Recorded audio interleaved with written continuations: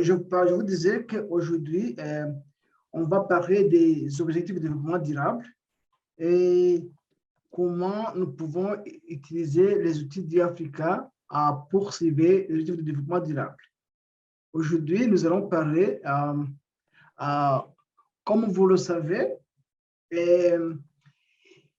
on a déjà fixé les objectifs de développement durable, mais il faudra des outils de suivi et évaluation, ce qu'on appelle monitoring, reporting, and verification en anglais.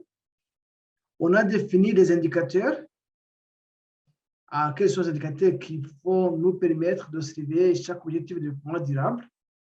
Et on a aussi désigné des gardiens, quelqu'un qui est chargé du suivi de ces indicateurs. Mais aussi, chaque pays a un point focal, une institution qui est chargée du suivi et du rapport à propos des ODD. Aujourd'hui, nous allons nous concentrer sur la protection de la vie terrestre.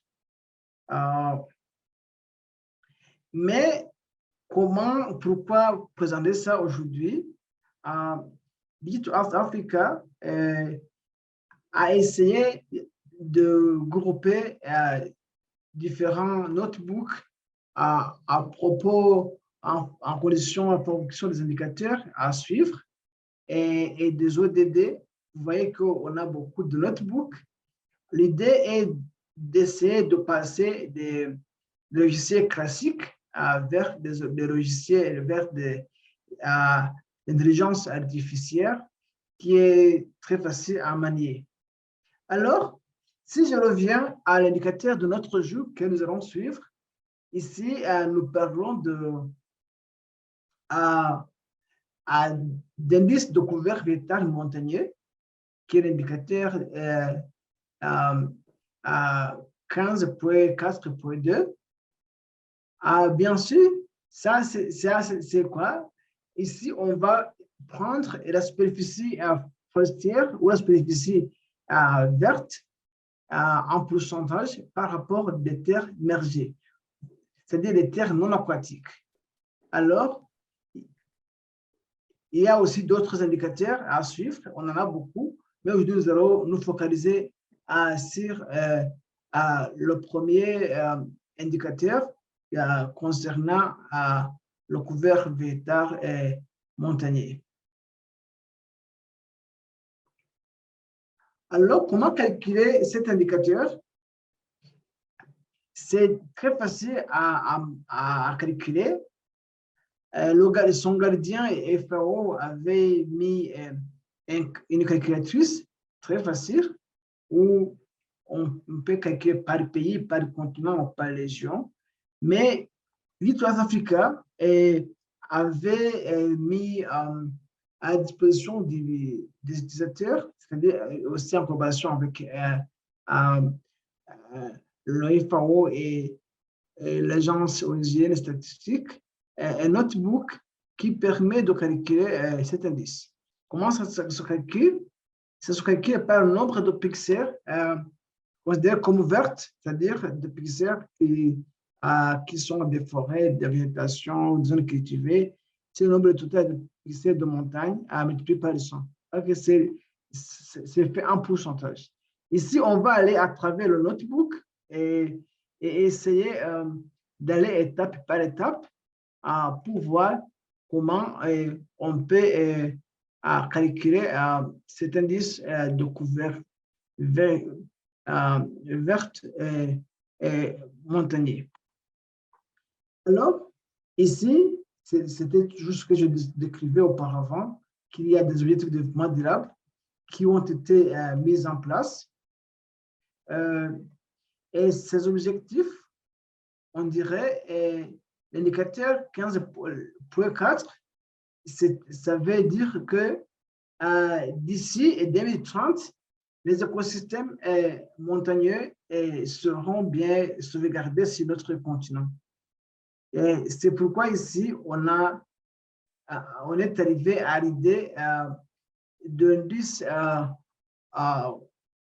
découverte végétale montagneux qui va dire que les zones vertes seront considérées comme forêts, les brousses, les arbres dispersés, les pâturages et les zones cultivées. Et d'autres zones seront ou bien aquatiques ou des zones ayant perdu de la couverture végétale. Ici, on a une méthodologie bien développée, comment suivre ces indicateurs. Je vais partager dans le chat. On a déjà une métadonnée qui va nous montrer comment on a pu suivre ces indicateurs partout au monde. On avait deux facteurs. Le premier facteur à utiliser, et bien sûr, ce sont les montagnes. Vous savez que quand l'élévation change, et le couvert végétal aussi va changer. Ça dépendra du gradient altitudinal, mais aussi de la pente.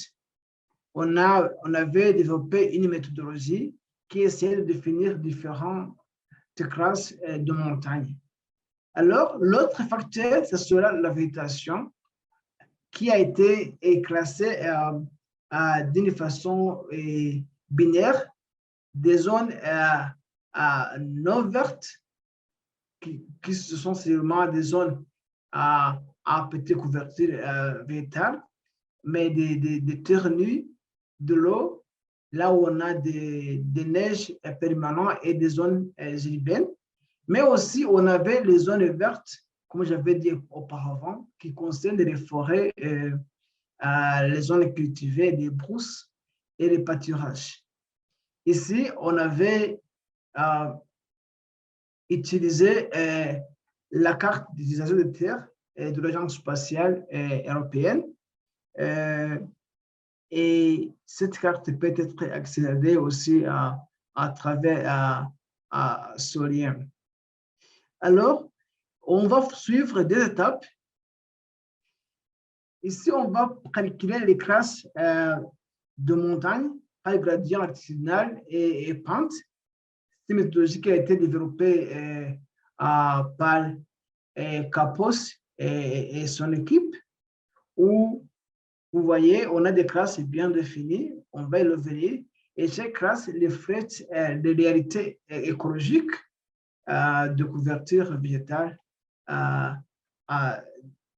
différentes.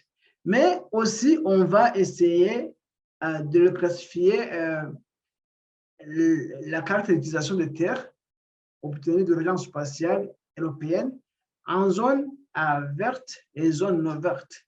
Cette classification binaire va nous montrer si les zones vertes augmentent, on va dire que les écosystèmes ont été ou bien maintenus ou ont été restaurés. Si ça se dégrade, si ça diminue, alors on va déclarer dégradation. À la fin, on va faire générer les statistiques qui nous montrent comment la couverture végétale montagneuse ou le couvert végétal montagneux a évolué au cours du temps. Bien sûr, le notebook est déjà là. Vous voyez, et il faudra importer des fonctions qui nous permettent de nous connecter à notre base de données, de générer des cartes, des graphiques, ainsi de suite. J'ai déjà lancé parce que j'avais ce site Internet. Alors, il nous faudra aussi essayer de nous connecter, bien sûr, sur notre base de données, mais aussi essayer de créer des desk clusters. Ici, il nous faudra encore spécifier les années que nous verrons et bien sûr faire des desk chunks, c'est-à-dire découper nos données en plusieurs positions pour permettre à notre procès d'aller un peu vite. Et bien sûr, il faudra définir le fichier où sauver nos résultats. Alors, ici, il nous faudra spécifier un pays. Par défaut, j'avais choisi le Rwanda, je ne sais pas pourquoi, et pas le Burundi, parce que j'avais travaillé sur Rwanda et Burundi pour tester ça. Alors, il faudra, vous voyez, pas d'identité unique, et vous voyez qu'on peut voir tous les pays du continent africain.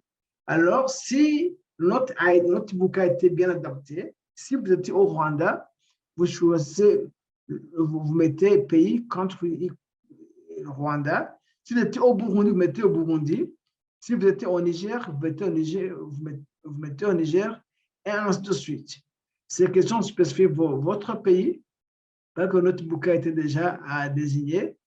Alors, ici, il nous faudra aussi mettre un modèle d'évaluation de terrain, parce que c'est ce modèle qui va nous aider à spécifier des classes selon la méthodologie développée par Kapos et son équipe. Et cela va varier d'un pays à l'autre, parce que, par exemple, au Rwanda, il y a des classes que nous n'avons pas et d'autres classes qui prédominent le pays. Bien sûr, ici, il nous faudra essayer de définir la route et l'élévation maximale et l'élévation minimale, parce que ça va nous aider à définir les classes. Alors, ici, le range, ce sera l'élévation maximale moins l'élévation minimum dans le pays. Par exemple, ici au Rwanda, ce sera minimum, c'est 800 mètres, alors que maximum, c'est 4507 mètres. Alors, ici, il faudra essayer de dériver la pente de notre modèle d'élévation de terrain. Alors, parce que quelques classes sont définies en combinant l'élévation et la pente, et dériver ça est très nécessaire dans les étapes qui vont suivre. Alors, ici, il est très important d'harmoniser les données, parce que, vous voyez, au commencement, notre modèle d'évasion de terrain était à 1000 mètres de résolution, mais comme les résultats que nous allons utiliser en bas seront à une autre résolution, il a fallu faire le sampling pour l'amener à 30 mètres de résolution. Alors, par après, on a créé des classes de montagne selon Kapos. Par exemple, la classe 0, c'est l'élévation en dessous de 300 mètres d'altitude. La première classe, ça sera l'élévation au-delà de 4500 mètres d'altitude. Par exemple, ici au Rwanda, l'élévation en dessous de 300 mètres d'altitude n'existe pas. Cette classe ne sera pas considérée au Rwanda. Même la classe d'élévation au-delà de 4500 mètres est presque, c'est un petit point au-dessus du volcan Karisimbi, ça couvre, c'est tout à fait un point en fait, c'est pas trouvé presque pas, c'est trouvé pas, presque pas au Rwanda. Alors, les 5 autres classes, 1, 2, 3, 4. Les 5 autres classes restantes peuvent être considérées au Rwanda. Maintenant, on a classé notre montagne à Cerro Kapos et son équipe. L'idée sera de produire une carte qui montre les classes par chaque point. Et vous voyez que ici, la classe 0, vous ne la trouverez jamais au Rwanda, mais la première classe, le point là en haut, c'est au-dessus du volcan Karisimbi. C'est un petit point dans le pays. En fait, on est là du deuxième au sixième classe au Rwanda. Alors, ici, il nous faudra charger aussi la carte d'occupation des terres de l'Agence spatiale européenne. Et bien sûr, on va mettre la carte pour le Rwanda, parce qu'on va spécifier le pays qui est le Rwanda. Et alors, ici, on a plusieurs classes sur cette carte. J'avais observé, on avait peut-être une dizaine ou vingtaine de classes, mais il faudra les abréger. Alors, ici, on avait, si on a les mêmes classes, ici, on peut voir l'évolution temporelle de chaque classe et d'occupation des terres au Rwanda. Vous voyez, et bien sûr, la zone de l'Est du Rwanda est plus ou moins couverte par la forêt, alors que la zone de l'Est que vous voyez, c'est plus ou moins la savane qui est ici appelée Grassland. Alors, mais l'idée en est que on va avoir deux classes seulement. On va avoir une classe verte, qu'on appelle couvert montagneux vert, et une classe non verte concernant surtout les eaux, les zones urbaines et des terres nues. Alors, si on va faire une classification pour avoir une classification binaire, là, vous voyez les zones les plus en rouge, c'est les zones qui sont les zones non vertes, surtout des lacs, mais ici au centre, c'est la ville. Ce sont des zones urbaines en fait, avec des lacs et les zones bien sûr de terre nue. Maintenant, vous savez, quand on a chargé cette carte d'agence spatiale européenne, on l'avait chargée c'était à 300 mètres de résolution. Mais pour harmoniser avec la montagne, là-bas, les classes de montagne, il faudra faire le resampling et l'amener à 30 mètres pour l'harmonisation des données. Bien sûr, par après, on va essayer de convertir des pixels en surface pour qu'on ait une idée en kilomètres carrés de montagnes qui ont été gagnées en tant que couverture verte, ou bien quels sont les kilomètres carrés ou bien la superficie qui a été dégradée. Ici, on va calculer l'indice du couvert montagneux vert. Ça sera formé, comme je vous ai dit auparavant. Ce sont des pixels où la superficie qui est considérée comme verte sur la superficie totale de montagne. En fait, ici, montagne, en peu de mots, ça signifie des terres émergées, c'est des terres non aquatiques. Voilà, et ici, on peut la former, comment convertir les pixels en kilomètres carrés. Et par après, il faut spécifier les années, et ainsi de suite. Ici, l'idée en est que on aura un graphique qui va montrer le couvert montagneux vert pour Rwanda. Et ici, ça montre l'évolution. Pour la deuxième classe, ça a été plus ou moins stable pendant toutes les années, de 2010 au 2019. Pour la troisième classe, ça a été plus ou moins stable. Pour la quatrième classe, plus ou moins stable. La cinquième classe, ça a chuté un peu à partir de 2010, alors que la sixième classe a chuté mais ça a été stable après 2005. En fait, vous savez que les ODD ont commencé en 2015. On peut dire, à partir de 2015, le Rwanda et la couverture, le couvert montagneux vert a été sauvegardé. Rien n'a été euh, réduit en tant que couverture verte, mais aussi c'est comme si il y a le couvert montagneux vert n'a pas, ne s'est jamais accru. J'avais aussi essayé de comparer ça avec les données de FAO. Ce qui est très intéressant, c'est que on est à plus de 95% pour toutes les classes.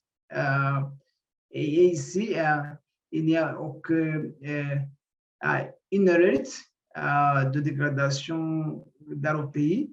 Bien sûr qu'on pourrait conclure que aussi la faune et la flore terrestre est bien sauvegardée dans le pays. En fait, c'est ça. Et le netbook a été développé par l'équipe d'Histoire Africa en collaboration avec FAO. Ça a été validé et on a eu une formation pour le Rwanda et pour le Burundi dans le cadre de contribuer au suivi et évaluation des ODD. Ah, ok, merci beaucoup à tout le monde et vos commentaires sont le bienvenu. Merci.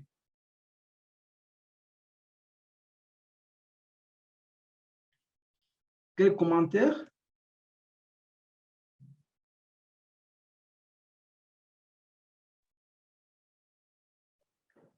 Ok. Je vois Rodrigue avec un commentaire. Oui, allô? Oui, je vous écoute bien, Rodrigue. Oui, bonjour à tout le monde et merci beaucoup à Joseph pour ce brillant exposé. J'avais juste une petite question au niveau des altitudes. Oui, quand on a regardé les montagnes, j'ai vu que quelque part, on parlait de élévation en mètres et altitude en kilomètres. Je ne sais pas quelle est la différence entre les deux.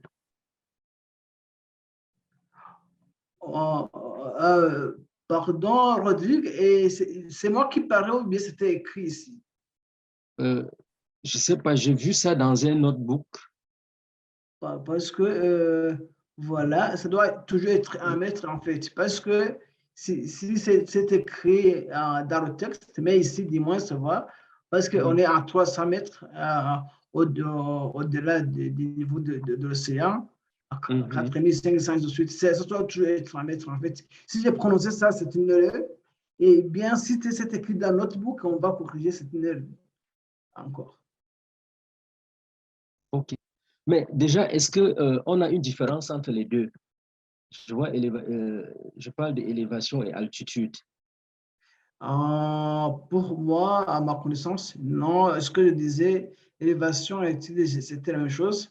Je pense que oui, c'est ça. L'autre, ce serait peut-être plus français, l'autre anglais, mais pour moi, c'est la même chose. Et OK. Merci beaucoup.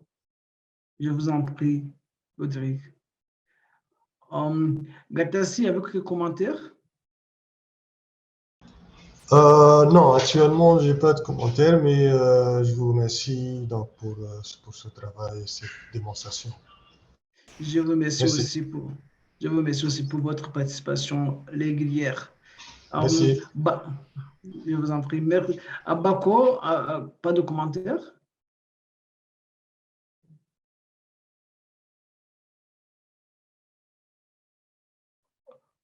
Ok, merci beaucoup. Et Élisée, bonjour.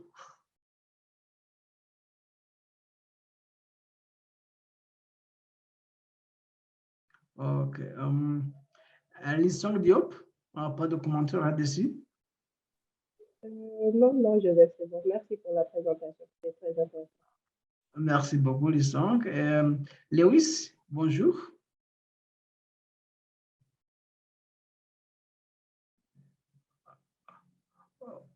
OK. Alors, s'il n'y a pas d'autres commentaires, et aussi, je tiens à mentionner que notre directeur technique, Edouard, est là. Il est parmi l'équipe des développeurs. Edouard, could you say hello to everyone?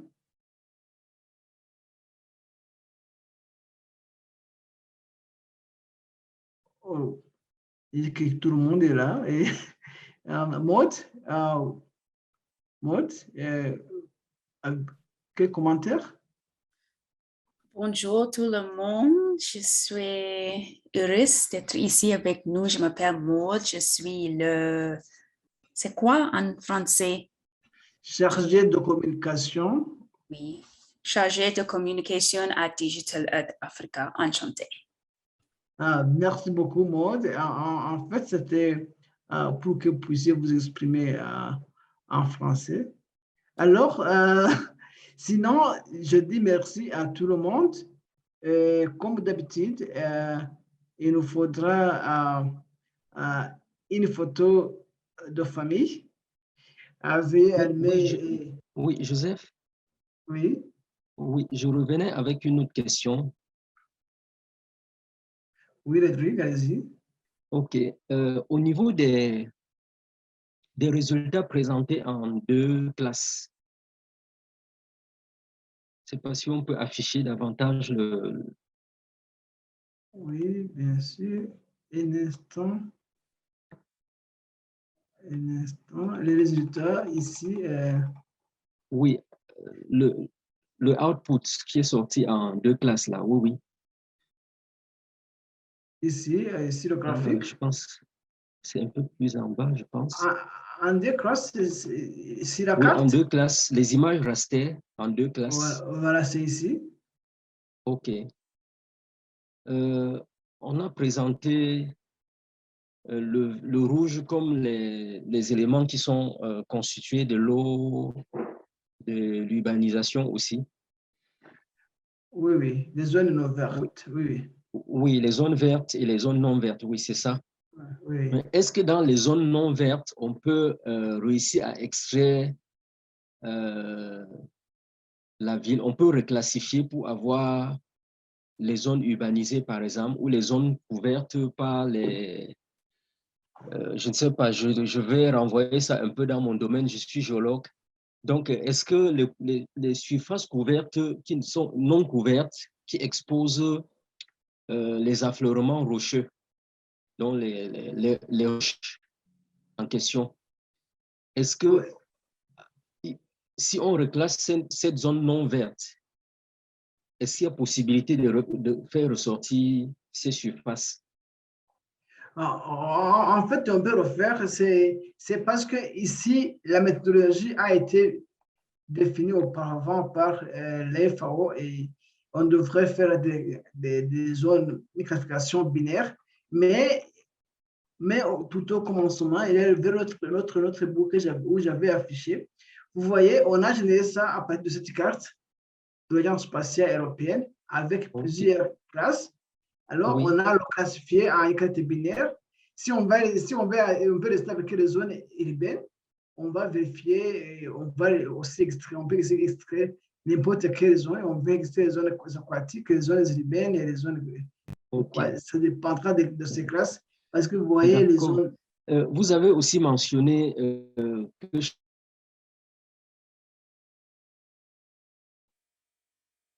Je vous ai perdu un peu.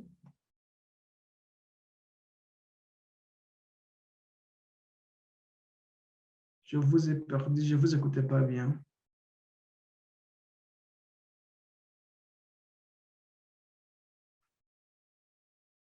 Est-ce que vous écoutez Rodrigue ou bien c'est moi qui ai perdu la connexion?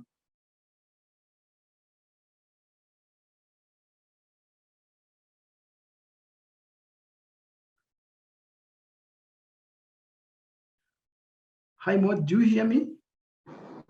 Oui, on vous entend, mais on n'entend Oui, pas Rodrigue. vous entend? Oh, on a perdu Rodrigue. En fait, je vais rester en contact avec lui. oui, j'ai perdu je suis revenu. Ok, merci. OK.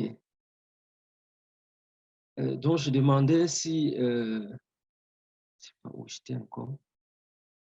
oui, si en reclassifiant, on pouvait facilement avoir dans les zones non couvertes des espaces dédiés peut-être aux couverts rocheux. Oh, je vais vérifier parce que ici, on a dans la carte brute, on avait ce qu'on appelle BSE sur les eaux de terre nue. On avait 3 classes de terre nue, consolidées et non consolidées. Il y avait je pense que cette classe, s'il y en a, on peut la voir parce qu'on a utilisé la carte qui a été déjà produite par l'Agence spatiale européenne. Je vais y revenir et essayer de vérifier toutes les classes et voir ce que symbolise chaque classe. Si jamais je trouve des zones rocheuses, je vais revenir à vous avec plus de détails parce que les vins dont j'avais vu lichens et mosses, ce sont les mousses et les lichens.